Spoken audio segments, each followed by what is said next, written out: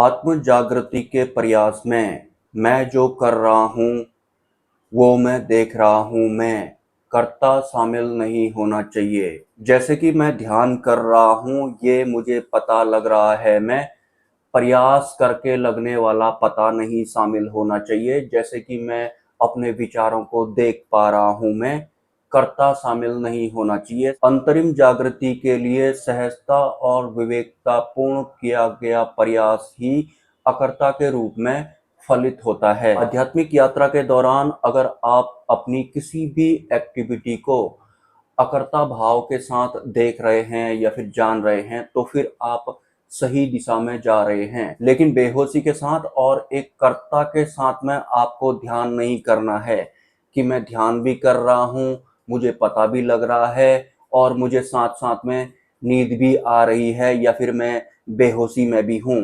इस तरह से अगर कोई भी साधक या फिर इंसान अगर ध्यान करता है, फिर अगर वो सब कुछ शून्य होने को ही मोक्ष समझ रहा है या फिर मुक्ति समझ रहा है, तो फिर वो एट द एंड पत्थर बन जाता है। कि पत्थर की जो अवस्था होती है वो बेहोशी के साथ साथ शून्यता की अवस्था होती है।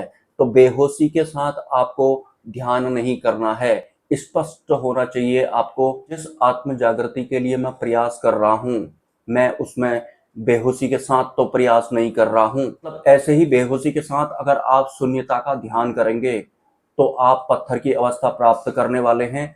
पत्थर की अवस्था बेहोशी के साथ साथ शून्यता की अवस्था होती है। सिंपली आपकी शून्यता में जागृति शामिल होनी चाहिए। मतलब मैं शून्यता वाली अवस्था में हूँ लेकिन मैं प्रयास रहित अकर्ता भाव के साथ उसे भी देख सकता हूँ। ये पूर्ण जागृति होती है। मतलब यहाँ पर पूर्ण होश शामिल होता है। वरना बेहोशी के साथ जो मुक्ति या फिर मोक्ष मिलता है वो या तो पत्थर वाली अवस्था होती है या फिर पेड़ वाली अवस्था होती है, जहां पर विचार नहीं होते हैं या फिर वो कुछ कर नहीं पाते हैं। चेतना वहां पर शून्य हो जाती है। जैसे कि पत्थर विचार शून्य तो होते हैं लेकिन उनकी चेतना भी शून्य होती है। वहीं दूसरी तरफ जो पेड़ होते हैं वो भी विचार शून्य जैसे होते हैं लेकिन उनकी चेतना भी शून्यता से थोड़ा ज्यादा ऊंचे लेवल पर होती है।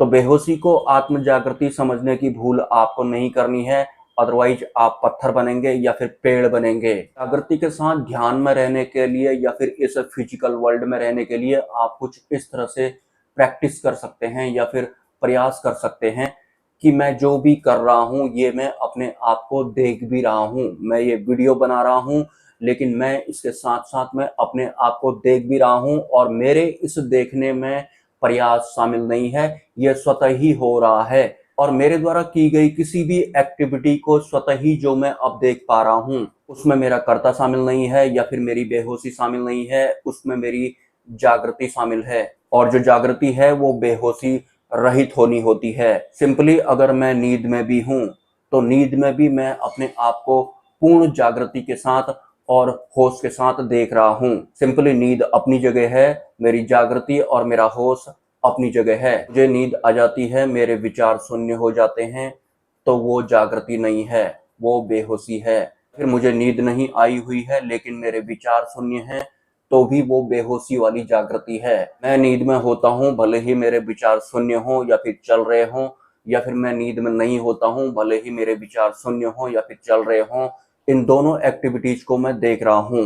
मेरा सोना एक अलग विषय है, मेरा ना सोना एक अलग विषय है। लेकिन इन दोनों एक्टिविटीज को होशपूर्ण तरीके से देखना ही या फिर इनको ऑब्जर्व करना ही वास्तविक जागृति कहलाती है। मतलब आपके विचार शून्य हैं लेकिन आप देख नहीं पा रहे हैं तो वो बेहोशी वाली जागृति होती है। अगर आपके विचार शून्य हैं लेकिन आप विचार शून्य को भी देख रहे हैं तो वो आपकी होशपूर्ण वाली जागृति होती है। इसके लिए शुरुआत में प्रयास करना पड़ता है। ये जो भी कर रहा हूँ ये सब तो हो ही रहा है लेकिन इस कृत्य को मैं होशपूर्ण अवस्था के साथ नोटिफाई भी कर रहा हूँ या फिर देख भी रहा हूँ और मेरे इस देखने में मेरा कर्तापन शामिल नहीं है। कर्ता क्यों शामिल नहीं है या फिर कर्ता क्यों शामिल नहीं होना चाहिए? क्योंकि जहां कर्ता होता है वहां अहंकार प्रयास कर रहा होता है। वीडियो में मैंने जो भी बताया है वास्तविक अध्यात्म के लिए एक साधक तैयार कैसे होता है, पहले उसे तैयार होना होता है। ऐसे नहीं कि बेहोशी में आप कुछ भी किए जा रहे हैं। इस विषय पर आगे भी चर्चा जारी रहेगी। फिलहाल मुझे कहीं जाना पड़ेगा। मिलते हैं किसी नेक्स्ट वीडियो में। नमस्कार।